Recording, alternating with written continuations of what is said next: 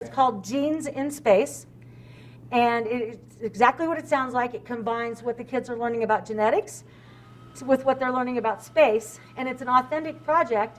They will be writing a proposal for research that they want to have happen on the International Space Station. The kid who wins the contest gets to have their experiment go up into space on the International Space Station, and astronauts actually conduct their experiment, which is so cool. And the only limitation, the only restriction on it, is that it has to use a PCR machine. A PCR machine is a polymerase chain reaction machine.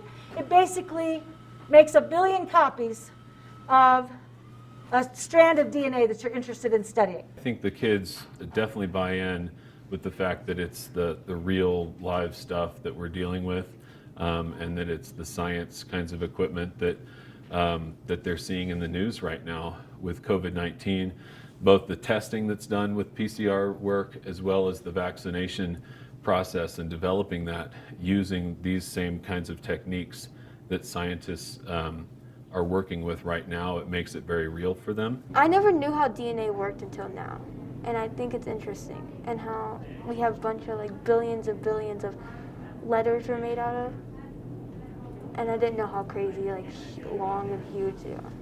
It's set up as, oh no, there's food poisoning on the space station. What caused it? Was it caused by the space sushi or the space burgers?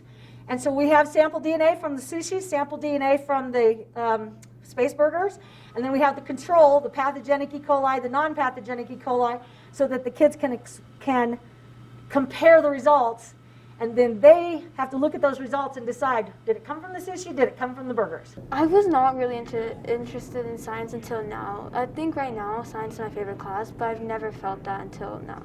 So these kids are using the tools that are being used right now at this very moment to get us out of this pandemic. And you can't have better relevance than that.